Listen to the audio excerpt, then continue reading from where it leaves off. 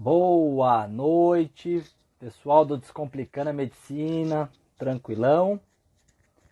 Acho que vocês todos me escutam. Vamos começar a falar com o pessoal. Boa noite, todo mundo. O pessoal tá entrando devagarzinho.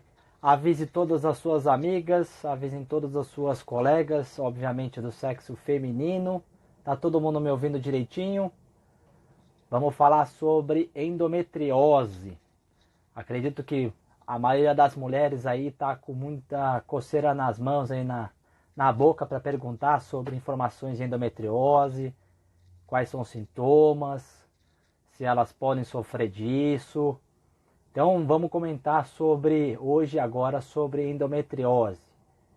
Vamos falar sobre se pode engravidar, quais são os riscos, se pode virar câncer. Vamos falar também quais são os motivos de desenvolver a endometriose. Vamos conversar com o Dr. Arnaldo Cambiage. Ele é ginecologista, especialista em endometriose e reprodução humana. Pessoal que tiver dúvida, principalmente a mulherada aí, vai mandando mensagem pra gente. Dr. Henrique aí tá empolgado, grande ortopedista, muito ruim no tênis por sinal, mas grande ortopedista.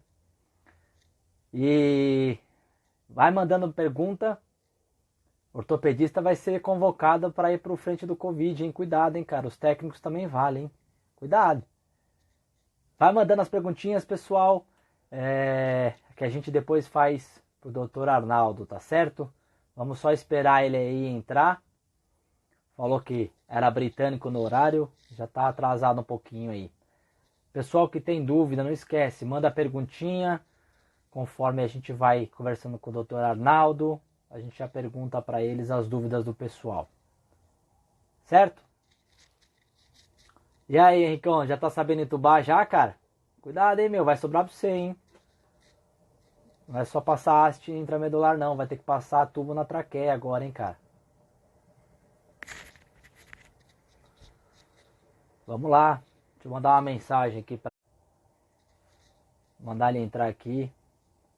O pessoal tá entrando e debandando aí.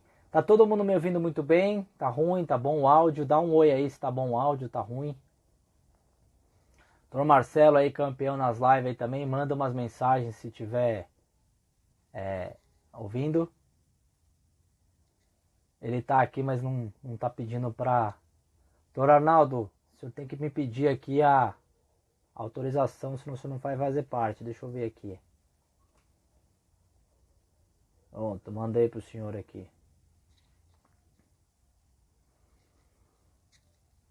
Tá bom? Maravilha.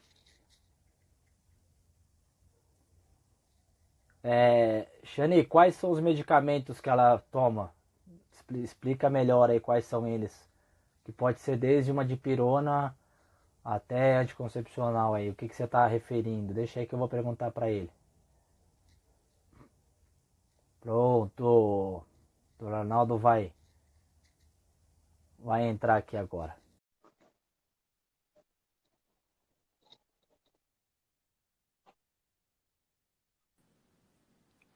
Aê, Certo. boa noite. Tá me ouvindo bem? Conseguimos. Tô ouvindo bem, doutor Ótimo. Arnaldo. Como é que vai o senhor? Tudo bem, eu que pergunto, tudo bem? Bom, eu estou com roupa de quem está em casa mesmo, quer dizer, é que eu cheguei agora, porque até o momento eu estava fazendo alguns casos que eram inadiáveis, porque na profissão que eu faço, que é essa parte de medicina reprodutiva, não tem como você cancelar as consultas. Eu opero endometriose, trato endometriose, mas qualquer intervenção cirúrgica está cancelada no momento.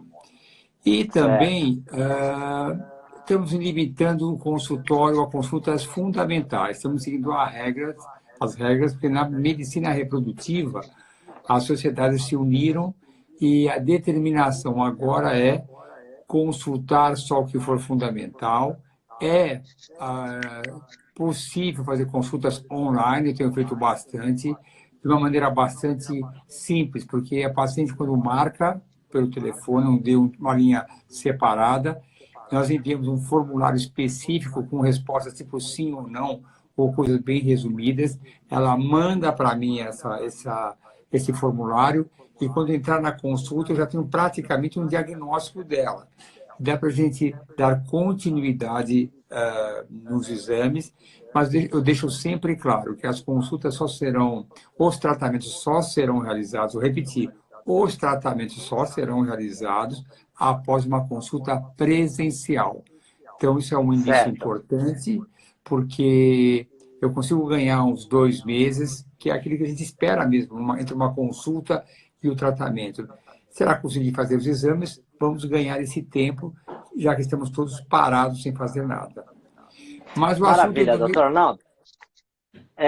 Conversando sobre a consulta, a gente convidou o senhor para dar uma exemplificação mais descomplicada ao nosso tema de endometriose. Acredito que muitas mulheres aqui do canal estão com dúvidas sobre esse assunto. E aí, como passou o março amarelo sobre endometriose, Isso. o coronavírus aí deu uma atrasada no nosso bate-papo. Vamos começar perguntando para o senhor, como é que se dá o aparecimento de uma endometriose? Bom, antes de mais nada, deixar claro que existem várias teorias, várias. Mas a teoria mais antiga e mais aceita ainda é que, imaginando no sangue menstrual, na menstruação, sai um sangue. Entre uma menstruação e outra, forma-se uma película no interior do útero, que chama-se endométrio, uma película de revestimento interno do útero, que vai engrossando no decorrer entre uma menstruação e outra. A mulher menstrua, essa película começa a crescer, se desenvolver, vai ficando mais grossinha, lá pelo 14º dia. Se a mulher engravidar, o bebezinho ou o embrião se implanta nessa película. E essa película fica lá durante toda a gestação. Se não houver a gravidez, que é o que acontece na maioria das vezes, essa película se descama na próxima menstruação. E assim vai. Menstrua, forma essa película chamada endométrio, vem a menstruação, descama a película, e todo mês ela cresce e descama, a não ser que engravide. Quando essa película, ao invés de sair pela vagina no sangue menstrual, ela retorna pelas tubas para o interior da cavidade abdominal, e se implanta em outros órgãos. Esse endométrio, que deveria descamar com o sangue menstrual e vai para o interior do abdômen, chama-se endometriose. Então, endometriose é o endométrio que normalmente está revestindo a cavidade interna do útero, mas se implanta do lado interno do abdômen, ovário, peritônio, tubas, e passa a se chamar endometriose.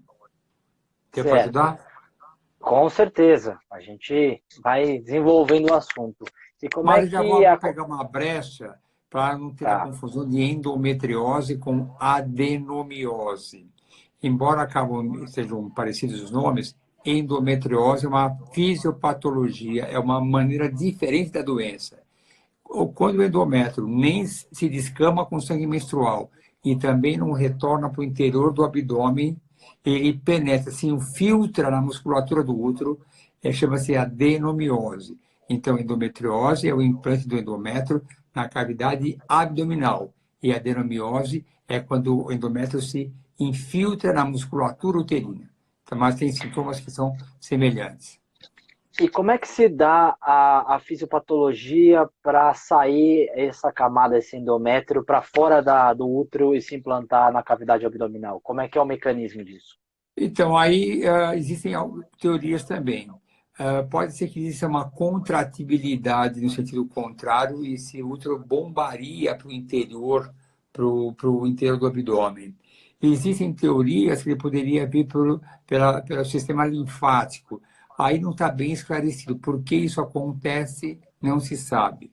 O que já se observou que mesmo mulheres que têm sangue menstrual que reflui para o interior, por que algumas se implantam e formam essas vesículas de endometriose no interior, que pode ser ovário, peritônio, intestino, e outras não? Talvez haja uma parte imunológica, existem várias teorias, várias, que para algumas mulheres ele impediria o implante e para outras não. Mas a migração do endométrio, ao invés de ir para o lado externo, vir para dentro, a mais provável é que haveria um bombeamento ao contrário, ou talvez pela migração pelo sistema linfático. Entendi, bom saber.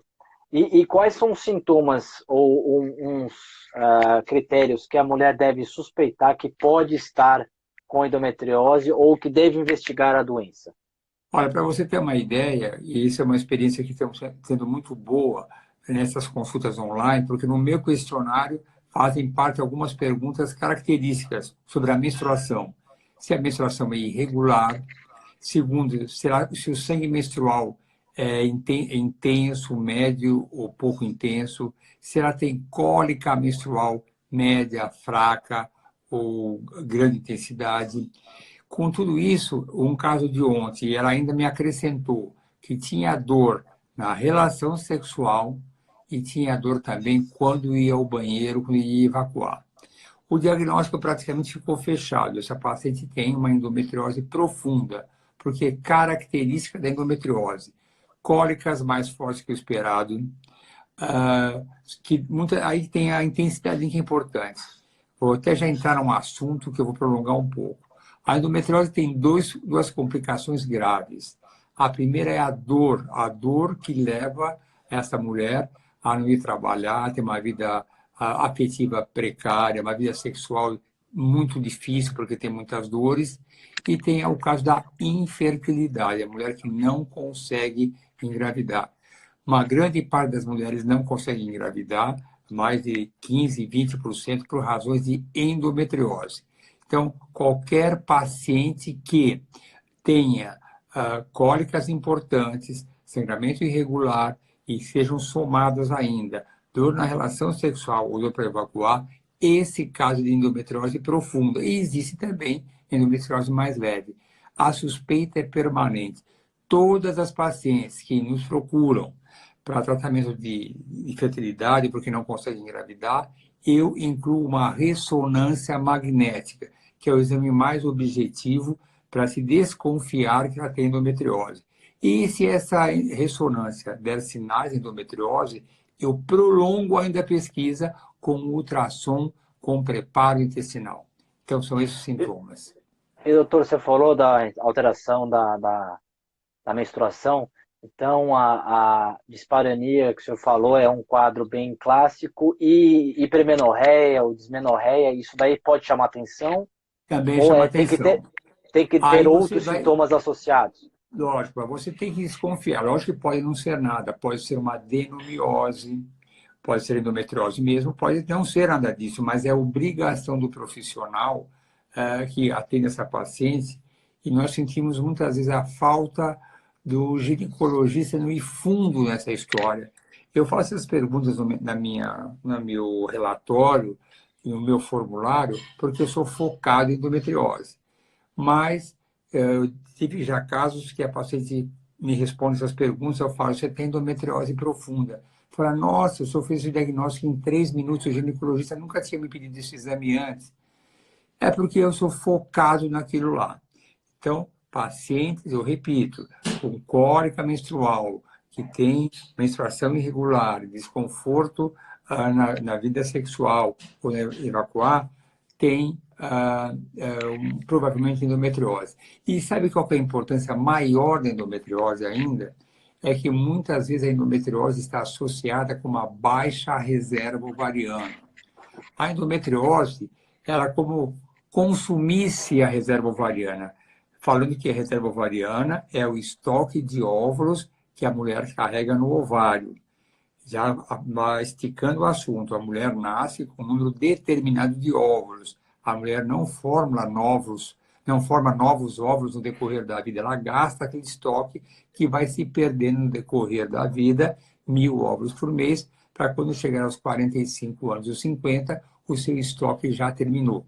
Mas a endometriose, principalmente o endometrioma, ele gasta esse estoque de óvulos. Então, é importante uma mulher que tem endometriose ande junto à avaliação do exame hormônio antimileriano, repito, hormônio antimileriano, que deve ser pedido para uma mulher em qualquer fase reprodutiva, para ver qual é o nível da sua reserva ovariana, para que não se adie uma possível gravidez, ou se ela for uma mulher solteira, jovenzinho, possa se congelar os seus óvulos antes que a reserva lá por água abaixo. Mas tem muitos assuntos ligados à endometriose. Se eu começar a falar, não paro nunca.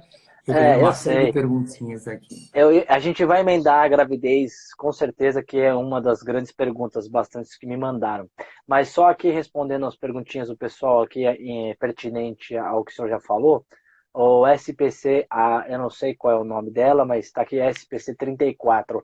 Ela pergunta para o senhor qual que é a menos pior de engravidar, a endometriose ou a adenobiose, ou as duas, as ambas profundas.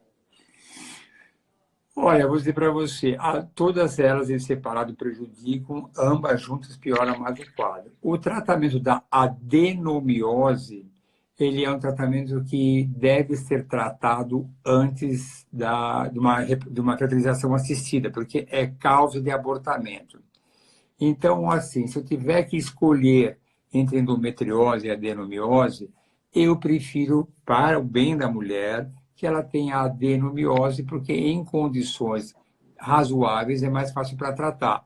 Mas lembro ainda que a adenomiose tem vários graus. Ela pode ser uma adenomiose que só infiltra um pouquinho o útero, ela pode infiltrar 50%, ela pode infiltrar 80% da musculatura. Quanto mais grave a doença, quanto mais ela infiltrar, pior é a doença. E é mais difícil o tratamento clínico. Tenho pacientes que foram muito bem na gravidez depois do tratamento que durou 6, até 8 meses. É meio desgastante, porque é um tratamento clínico que é feito com uma medicação que é um análogo, que provoca uma menopausa temporária, vamos chamar assim. A mulher não menstrua e pode dar ondas de calor que podem ser amenizadas com um tratamento complementar. A endometriose, ela normalmente, se for um tratamento de fertilização in vitro, a princípio nós não realizamos a cirurgia. Nós bloqueamos os hormônios delas por 2 meses ou 3 no máximo, 2 é a média mais comum, e transferimos o embrião assim mesmo. Então, nesse ponto, ela é mais suave para ser tratada, né? Mesmo porque Então, durante assim, a gravidez, né, doutor? Você tem um corpo lúteo, né, que produz os isso. hormônios que vai inibir a supressão e o desenvolvimento desses endometriomas fora da cavidade uterina. Eles inibem um pouquinho, né? Não é o suficiente. E aí vem uma pergunta muito comum: se ouve por aí que a gravidez cura a endometriose. Não. Ela pode amenizar um pouquinho naquele período, se a mulher conseguir engravidar. Mas buscar a gravidez para tratar a endometriose, não. Eu lembro, e deixo bem claro, que o problema da endometriose é que a endometriose é uma doença inflamatória. Então, a pelve está inflamada. Enquanto estiver em atividade endometriose, essa mulher tem uma inflamação na cavidade abdominal, na cavidade pélvica, melhor dizendo.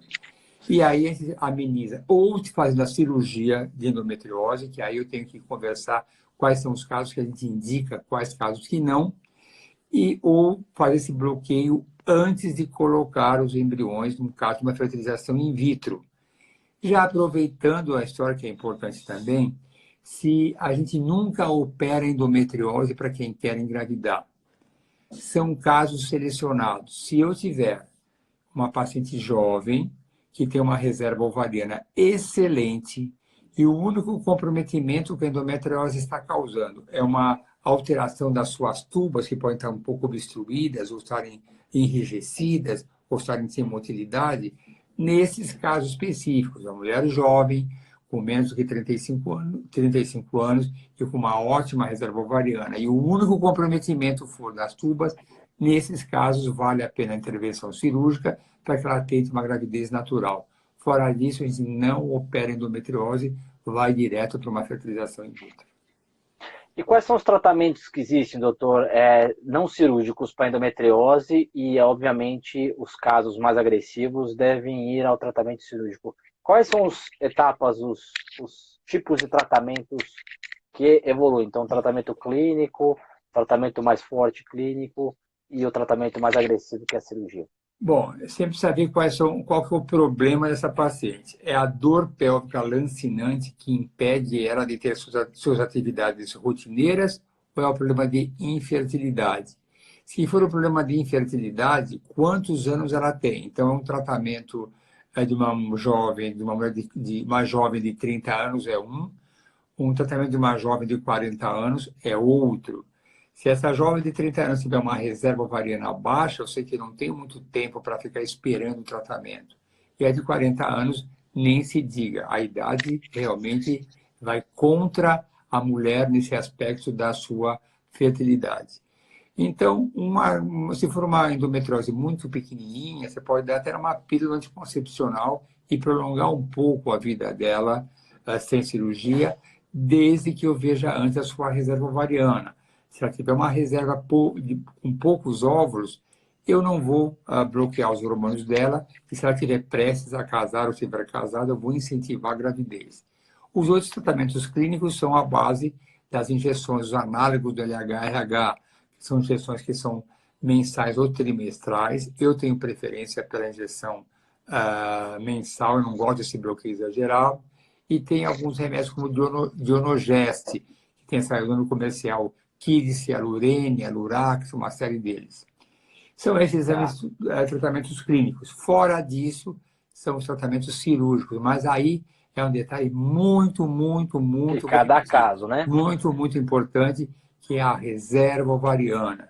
É você, numa cirurgia de endometriose ovariana, os endometriomas, se você tirar aquela cápsula, e olha que eu opero endometriose, eu opero com muita cautela e sou preocupado. Quando você tira a cápsula do endometrioma, isso pode levar também folículos ovulatórios e diminuir demais a reserva ovariana. Então, mesmo quando tiver endometrioma, que é o formato de cisto da endometriose, nós optamos sempre, em primeiro lugar, para a fertilização in vitro.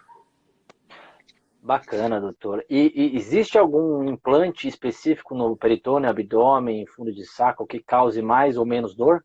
Ou todos os implantes causam dor? Aí é um assunto interessante. Nós temos 3 tipos de manifestações. São as vesículas achocolatadas, que tem um marronzinho. Tem uma fibrose, você vê, e mais branquiçada, que são retrações do peritônio também. Essa é uma endometriose mais suave. Agora, quando você pede esses exames mais detalhados, você vê comprometimento de alça intestinal, comprometimento do ureter, que estamos falando com o paciente, o ureter é aquele tubinho que traz a urina do rim em direção à bexiga. Está comprometido, está retraído, temos nódulos dentro da bexiga, a paciente às vezes urina sangue, não sabe por quê, e é um nódulo de endometriose. Então, esse tipo de lesão pode se apresentar de outras formas. Agora, tem uma pergunta que as pessoas nem sempre sabem. A endometriose só ocorre no útero, no ovário, no peritônio, no intestino? Não. Não. É possível você achar focos de endometriose no pulmão, no umbigo, na sua cicatriz, até no coração. Muitas vezes o diagnóstico é difícil. E olha, um fato importante. As pacientes que têm endometriose, eu pergunto às vezes não, com frequência.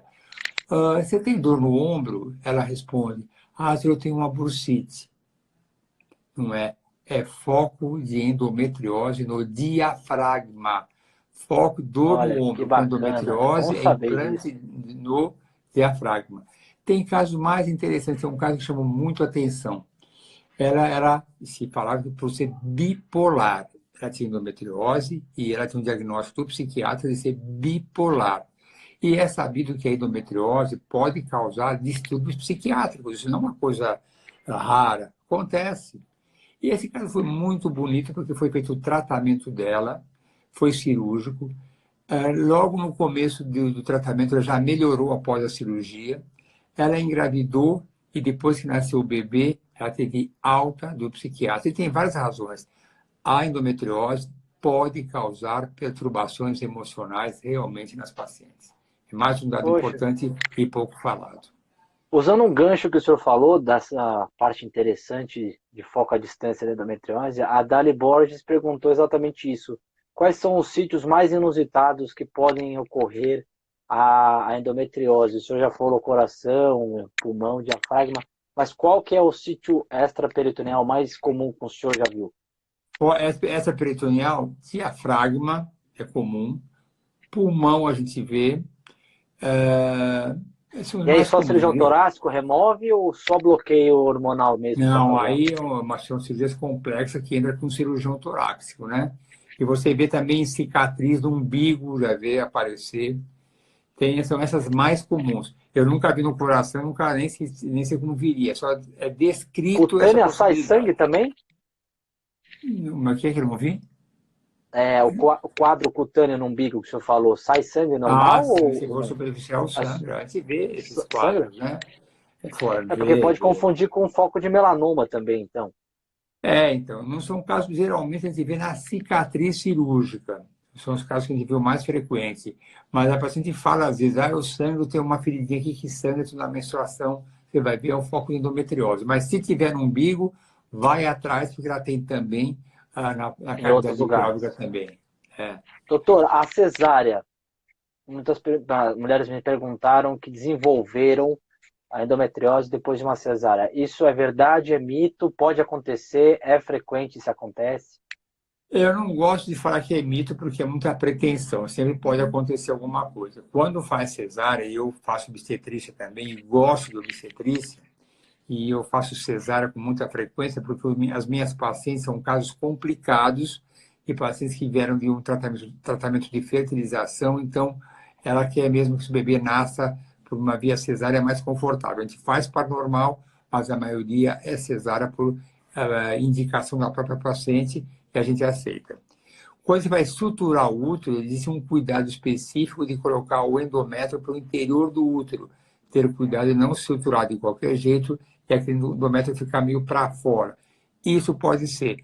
Mas, na verdade, todo ginecologista tem essa ideia e não vai cometer nenhuma gafe desse tipo.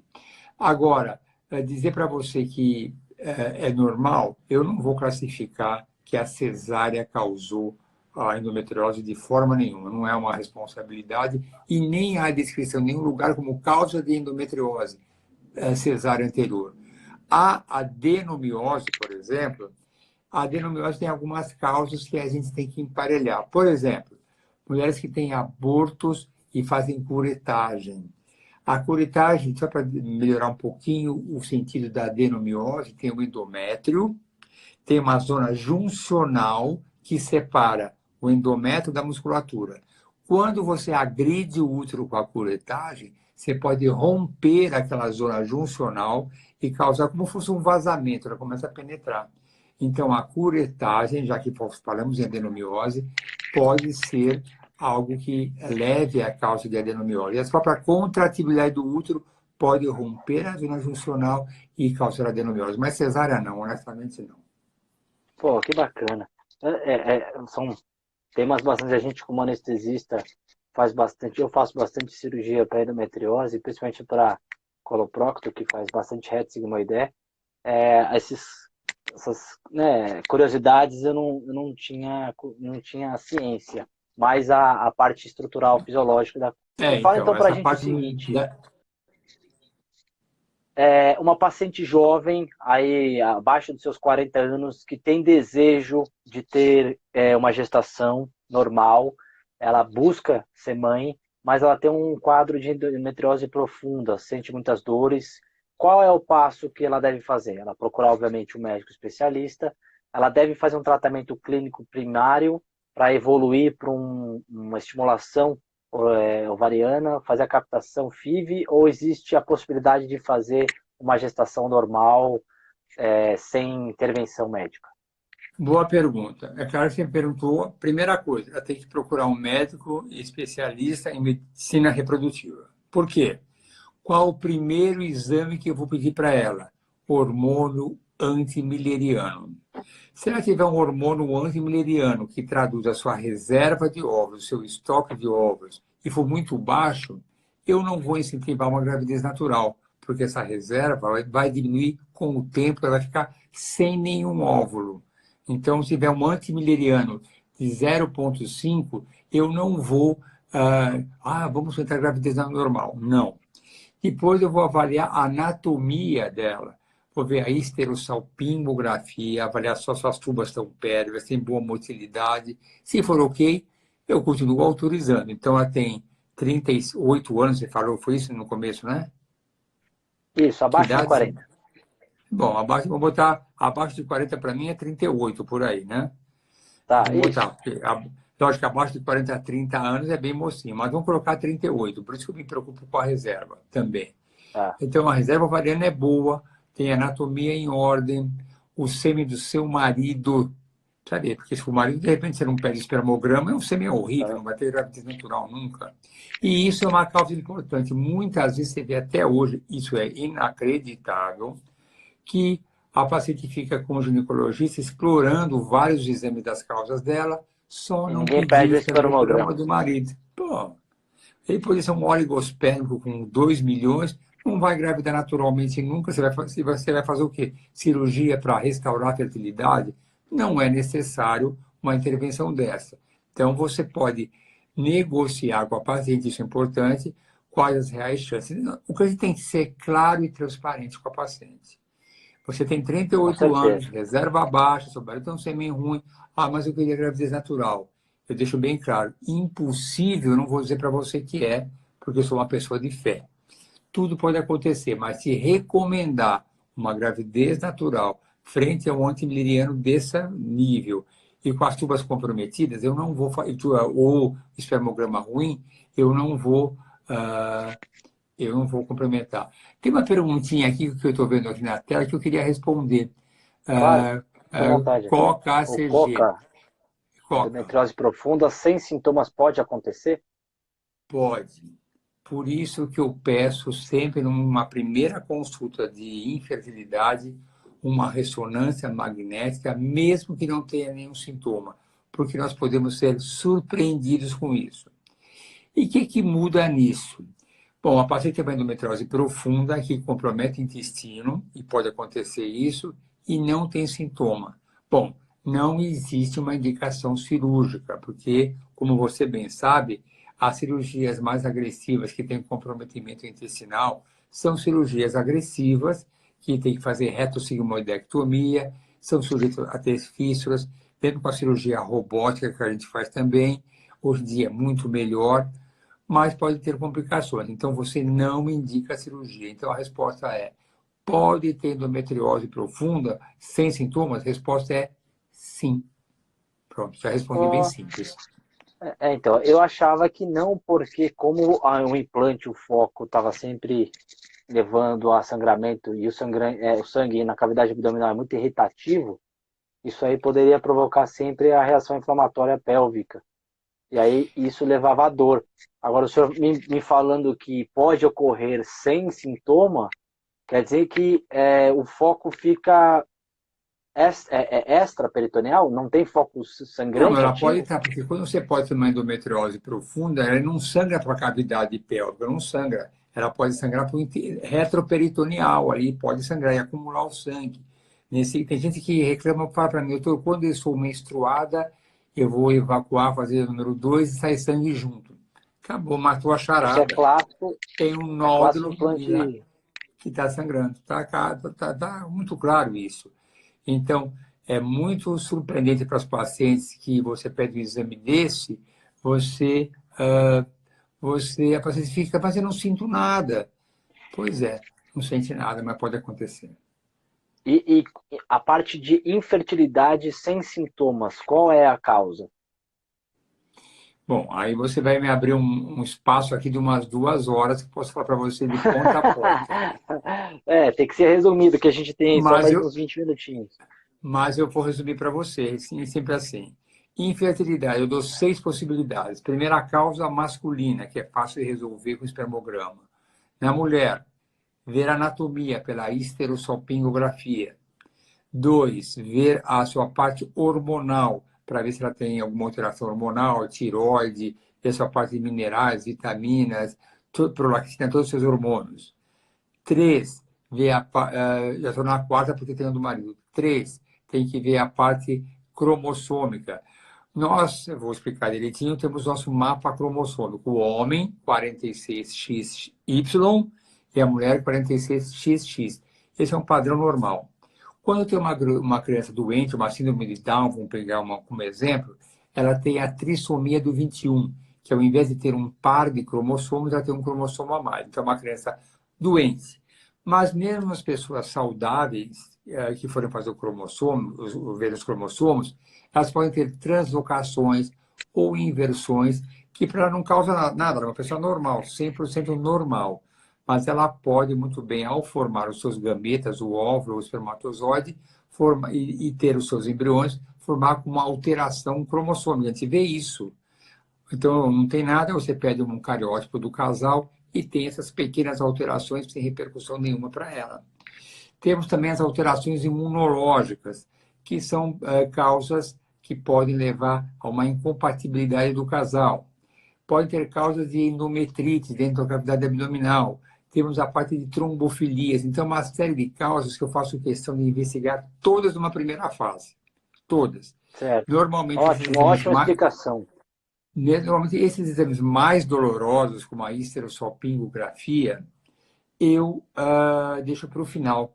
Eu não faço uma histerosalpingografia sem ter o espermograma do marido. Por quê? Porque se ele tiver uma contagem muito baixa de espermatozoides, é desnecessária a histerosalpingografia, que quem passou por isso sabe, é um exame extremamente desagradável. Então, a histerosalpingografia tem como objetivo de ver a cavidade uterina e as tubas. Mas se a gente for fazer simplesmente uma fertilização in vitro, a histeroscopia, que é mais suave, que eu já posso aproveitar para ver se tem endometrite, para ver se tem células NK, outros fatores, eu faço um exame e eu dispenso a histerossalpingografia, porque eu já sei que a conduta será a fertilização in vitro. Olá, Aqui tem uma doutor. perguntinha, qual... A Coca perguntou qual é o exame que se avalia o cariótipo do casal e a incompatibilidade, caso exista. Que o senhor Bom, falou o também. cariótipo é só pedir no laboratório, se faz para o convênio comum, qualquer laboratório, cariótipo.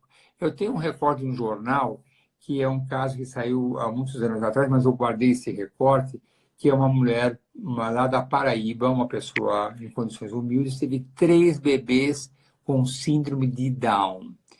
E aí, era uma pessoa sem condições financeiras, fizeram um cariótipo dela, ela tinha uma translocação do cromossomo 14 com o 21. Ela era normal, super normal, mas carregava essa translocação. Só aí, através de recursos financeiros de outros, foi feito esse cariótipo.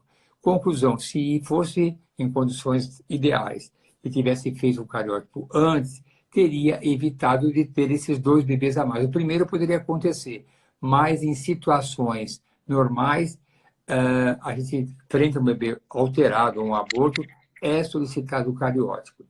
Quanto à parte imunológica, nós colocamos no mesmo pacote dessa parte imunológica. Eu chamo de síndrome anticardolipina, anticoagulante lúpico, põe as trombofilias. Esses exames mais comuns eu acrescento nessa primeira avaliação, porque muitos deles podem ser também causas de aborto. Tem casos que... E aí entramos tendo uma causa de aborto. Hoje em dia você vê a teoria, eu só peço exames mais sofisticados depois de 3 abortos. Não, né? Num hospital público, sem condições, a gente acha normal. Mas por isso que a gente sempre faz isso. Antes de começar qualquer tratamento, avalie as possíveis causas de aborto ou falhas do tratamento, para que não se prolongue muito essa angústia da paciente E por também engravidar e a abortar. psicológico da gestante, né? Porque depois ela vai achar que ela não pode nem com tratamento, ela fica abalada psicologicamente também, né? Eu sou muito preocupado com essa parte emocional. E, por exemplo, nesse momento que estamos agora atravessando, eu recebo todo dia telefonemas de pacientes que perguntam quando é que eu vou poder iniciar meu tratamento. Porque nesse momento, as sociedades, a Anvisa, a Tá Febraço, tudo Sociedade postergando, né? SBRA, as internacionais, recomendam em termos de ordem, de determinação. Não é para iniciar de fertilização agora, a não ser que seja um caso oncológico, que ela pode perder a fertilidade, casos extremos de baixa reserva ovariana. Então, estão me pressionando com uma certa angústia do desespero de muitas delas terem se preparado para o início e não podem começar. E eu me preocupo com a parte psicológica, porque uma pergunta comum é se a parte emocional pode interferir na fertilidade. A resposta é pode sim. já foram feitos alguns estudos que pessoas mais tensas emocionalmente podem ter uma citoquinina, se não me engano, é citoquinina 10 elevada, que é uma citoquinina inflamatória. E a doença inflamatória pode diminuir a chance de engravidar. Então, eu procuro relaxar, eu detesto ver pessoas tensas, eu procuro acalmá-las dentro de uma realidade. Também não sou otimista quem fala, vamos começar a animar o tratamento. Eu não consigo ser sincero, porque eu acho que em maio as coisas, não é ser pessimista, é uma visão mundial, né? Nós não vamos conseguir fazer tratamento e não haverá uma melhora do quadro ainda em maio. Se Deus quiser, junho para julho. Vamos aguardar, mas tão precoce não vai acontecer mesmo. É verdade, hein? Espero que todos voltem aí às suas atividades o mais cedo possível por causa desse coronavírus. É Doutor, outra pergunta desesperador. muito para todo mundo, com certeza, né? O meu Não, volume de eu me cirurgia, acho que preocupo o senhor até. também acabou, né? Não, eu me preocupo com o futuro próximo, o futuro mais tardio, quando começar aquela previsão da economia que vai transtornar, saques, assaltos, violência, falta de produtos no mercado, tudo isso atrapalha bastante. É bastante. Olha aqui a Dani preocupada aqui. Eu sou uma dessas que estou esperando ansiosamente. Eu sei, Dani. Eu sei, adoraria começar, mas o bom senso nos impede de fazer qualquer coisa agora. Eu estou deprimido, não deprimido com aquela depressão. Estou triste porque, na verdade, nesse momento aqui, as coisas que eu mais gosto de fazer, que é ir para a academia de manhã, não posso. Fazer minhas coletas de óvulos, não tem. Eu gosto de ter meus problemas, aliás, adoro resolver problemas. Não tenho mais problemas porque não tenho os pacientes para resolver. Não dá Eu para sair gosto de de casa. operar, não posso. Eu gosto de ir ao shopping, ao cinema, não posso. Eita, vidinha é chata, né? Mas o que eu vou Tá fazer? difícil. Paciência, momentos de superação. Vamos ter que passar O por que isso. acho que ninguém gosta de ir no supermercado, é a única coisa que está sobrando para a gente ir, né, doutor? Para dar uma volta. Eu, pelo menos, atendo bastante Exato. emergência. Eu estou conseguindo sair de casa e atender, principalmente pacientes com câncer, que eu atendo alguns amigos cirurgiões que são oncologistas, né? Então eu consigo, pelo enquanto, operar, sair um pouco de casa. Eu vou falar uma perguntinha também que é bem comum, me perguntaram bastante. A endometriose, ela pode virar um câncer? Olha, essa pergunta é boa e a resposta é sim, pode. É uma coisa extremamente rara. Existem ainda discussões, eu já perguntei isso publicamente num congresso fora, falou sobre o câncer, e eu fiz a seguinte pergunta. Se eu tenho uma paciente que vai fazer um tratamento de ovorrecepção, ela vai receber o embrião, eu não vou estimular o ovário. Ela tem um endometrioma no ovário. Eu devo operar essa paciente ou não, pensando que esse endometrioma poderá virar um câncer no futuro? A princípio, pela fertilização, não era uma coisa necessária. Eu sempre ponho qualquer cirurgia, embora eu opero, eu sou uma pessoa preocupada com as complicações. Nenhuma cirurgia é isenta de complicações, como você sabe muito Complicação, bem. claro. Então, eu sou muito ponderado e pergunto para mim mesmo: você indicaria essa cirurgia para alguém da sua família? Eu pergunto para mim mesmo. Se eu não indicaria, eu não vou indicar para uma paciente também. Mas ela me Correto. enrolou, falou, e é uma situação complicada. Mas se a pergunta é se pode virar, a resposta é sim, mas condições raríssimas mesmo. Já vi diagnóstico confuso que vai com um problema de cirurgia de resto sigmoide para um tumor. Eu tive um caso, aliás, eu falei isso, eu lembrei que teve um caso recente. Era um caso de endometriose, ao meu ver, era endometriose mesmo, só que tinha uma lesão estranha vista pela ultrassom e era um câncer de reto. Então foi feita uma cirurgia para endometriose, mas tinha um câncer de reto. Agora não sei te responder também se já tinha, foi um sobre o outro, se houve mudou, eu não sei, mas a resposta é estatisticamente pode, mas é raro. Legal. Doutor, vamos lá fazer as últimas perguntinhas, que nosso tempo está acabando aqui, para a gente conseguir fazer todas as perguntas que me mandaram durante o dia. Pode Uma perguntar, porque para paciente falar que. de endometriose eu vou até as 8 da manhã, tranquilo. É que assim, eu também estou com o papo tá legal, estou aprendendo bastante coisa aqui, com certeza, é que a gente só tem uma hora. É possível uma paciente que engravide normalmente e tenha a endometriose, uma paciente jovem, vamos falar 30 anos, 28 anos, que tenha um histórico de endometriose profunda, fez o bloqueio hormonal por uns 3, 2 anos, ficou assintomático, casou e resolveu engravidar. Ela conseguiu engravidar espontaneamente. Como é que é a gestação dessa paciente e qual seria uma dificuldade? É elevada? É baixa? Como é que é? Olha, eu tenho caso, eu sempre tenho alguma história para contar de paciente com endometriose profunda, ela quer fazer uma fertilização, já engravida de gêmeos com endometriose bem profunda, bem agressiva, e depois engravida naturalmente, mesmo com aquela pelvis totalmente modificada pela endometriose. Isso é uma coisa importante. Agora, a gestação de uma mulher com endometriose profunda é uma gravidez complicada? Estatisticamente, a endometriose pode conturbar a gravidez, sim. Pode causar sangramentos em momentos inadequados, pode levar a um parto até prematuro, pode aumentar a chance de uma implantação inadequada, como placenta prévia. Tudo isso pode acontecer, mas mesmo assim, não há uma indicação cirúrgica. Se ela já engravidou, um pré-natal muito bem cuidado. Eu sempre levo em consideração que o pré-natal, cada dia mais, tem que ser muito bem cuidado. E quando for bem cuidado com ultrassom todo mês, ver o colo do útero, ver o PA e outra parte metabólica, dá para levar muito bem até o final, sem grandes problemas. E existe algum exame que deva ser um ultrassom pré-natal mais criterioso para quem tem endometriose ou não? Não, não precisa não. A Não. gente só avalia mesmo o pré-natal com aquele exame de ultrassom, a gente faz o ultrassom de rotina no pré-natal, a nossa rotina é essa, para ver o colo principalmente, para ver o líquido amniótico, faz aquele morfológico do primeiro trimestre, do segundo trimestre, faz o ecocardiograma fetal, faz um outro também mais sofisticado. Não precisa, nada mais. A nossa rotina, pelo menos, já incorpora tudo. E qual que seria uma complicação durante a gestação de uma endometriose?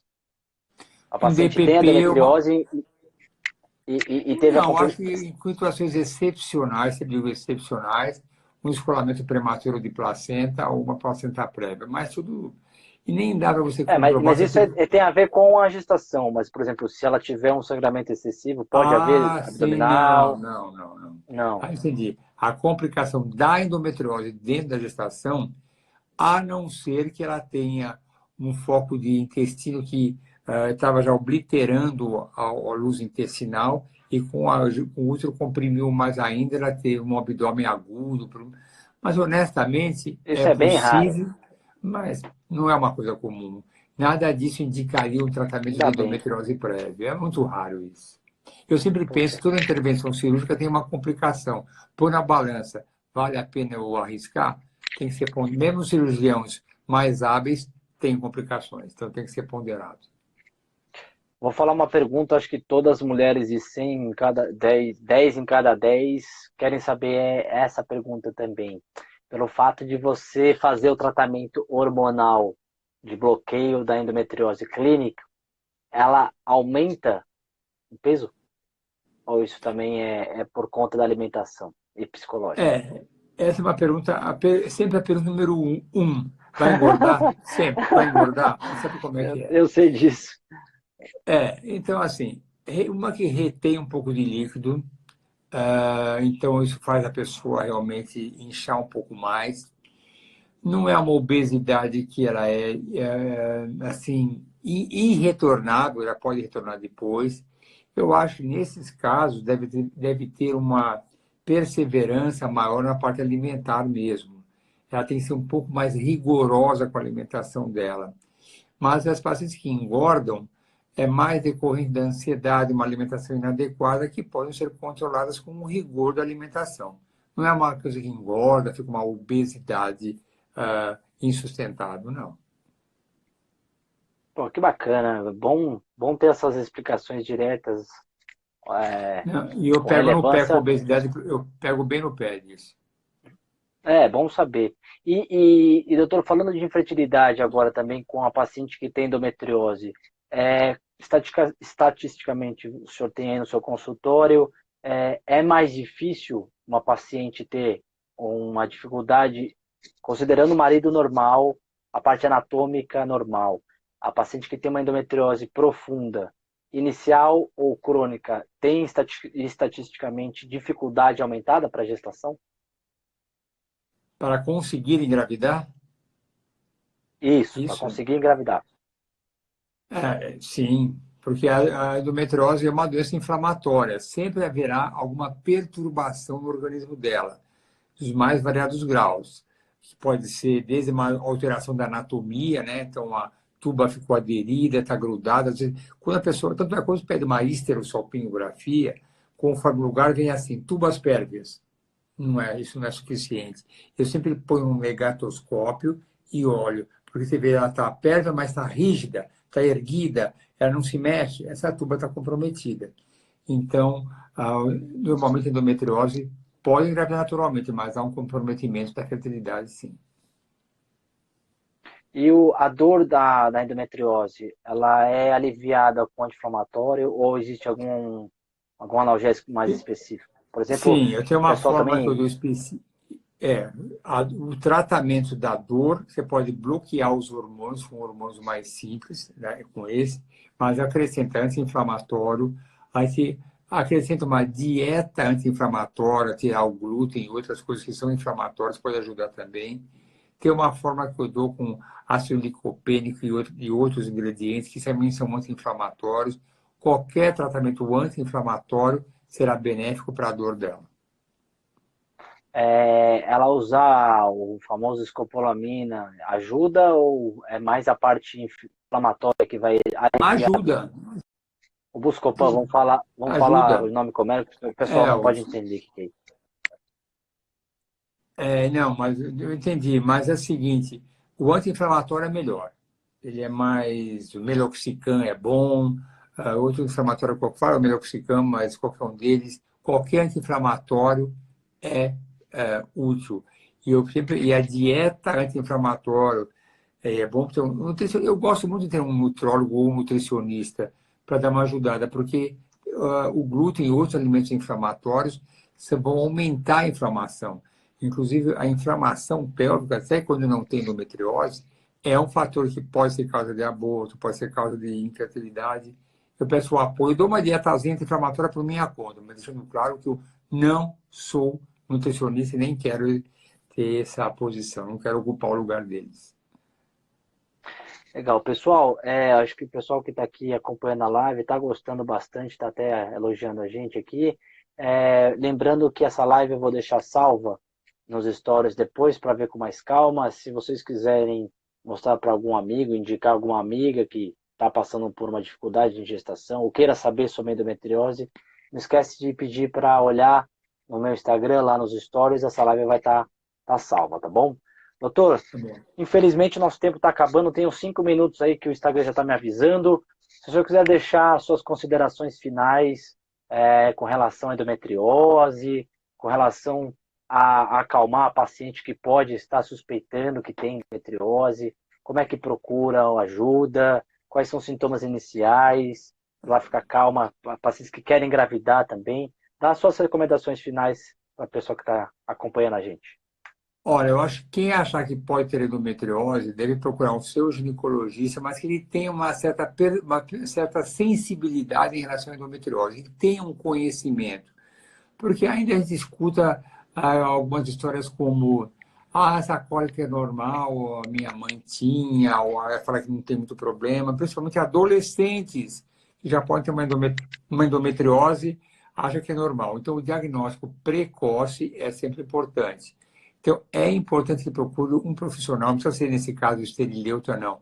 Pode ser um profissional ginecologista interessado no assunto, que peça os exames básicos. Examine a paciente, porque às vezes você, com um exame de toque, você detecta aquele nódulozinho que é aquele que está causando a dor, para que peça os exames da endometriose. E, junto com isso, pedir o hormônio antimileriano, porque ele que vai ser o relógio da sua reserva ovariana. Porque mesmo a mulher, quando é jovem, for solteira e tiver uma endometriose e tiver um antimileriano baixo, ela pode se programar para congelar seus óvulos, porque sabe que no decorrer da vida vai diminuir cada vez mais esse estoque.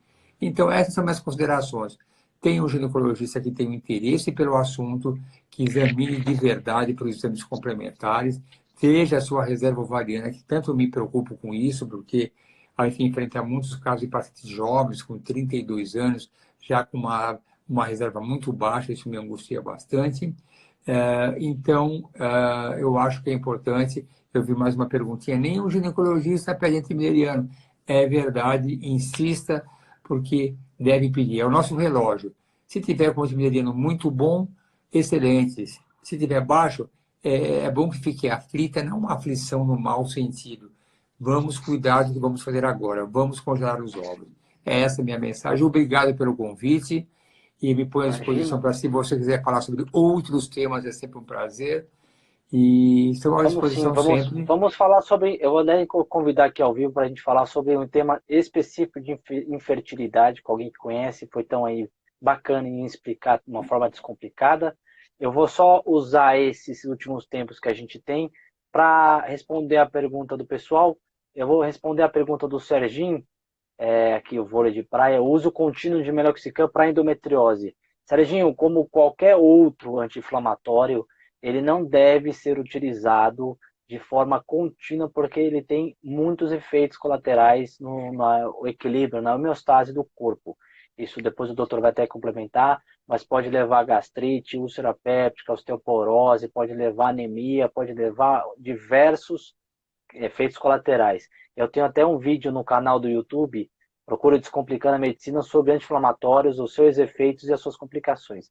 Então, nenhuma doença no mundo se utiliza anti-inflamatório contínuo para o resto da vida, porque ele é muito malicial à saúde. Não é, doutor?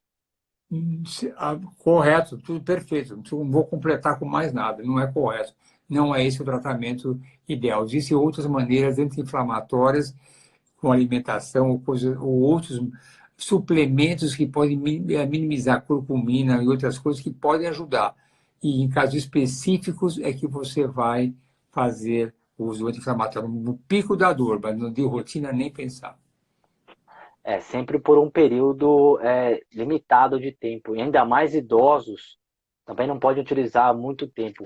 A controle da dor, né, o quadro álgico, ele deve ser sempre escalonado com medicamentos mais fracos até se atingir um nível que se controle a dor em escadas.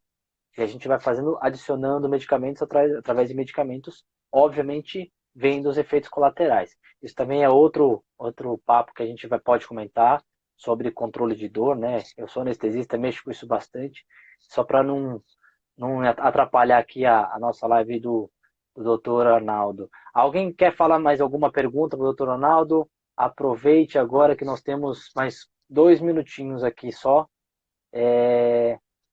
Como é que outra coisa que perguntaram mais para cima a paciente que tem dor irradiada para a perna, o que pode ser? Acredito que deva ser alguma ciatalgia. A endometriose ela pode fazer ciatalgia? Pode. Qualquer dor, lógico, tem que ir a um ortopedista, ver se não tem um problema de coluna, uma coisa mais, mais comum de acontecer, mas se descarta essa parte ortopédica da coluna, de outras coisas, mas também, dependendo de outros sintomas, pode ser pesquisado. Mas eu acho que nesse caso a prioridade não seria endometriose, seria o ortopedista. Mas se estiver associado a cólica menstrual, dor no ato sexual, dor para evacuar e alguma infertilidade, a endometriose deverá ser pesquisada sim. Doutora, também perguntaram também, na dor sexual, qual que é a característica e isso tem que ser frequente, sempre no ato sexual vai levar dor ou pode ser uma vez sim, 2 semanas não, depois de novo pode ser? Como é que é? Geralmente, assim, Intermitente ou constante? a dor é maior perto da menstruação, porque o endométrio, no endometriose também está inchado, está bem inchado, prestes a sangrar. Então, ele dói mais. E geralmente é uma dor profunda, diferente da dor de uma Doutor, vaginite, que é 24 segundos. 20 tem uma segundos. Vai penetração acabar. vaginal. Então, é sim. Tem que perder com a resposta agora. Então, pode É. ser endometriose, é uma dor profunda, mas pode variar de acordo com a fase do ciclo. Um abraço.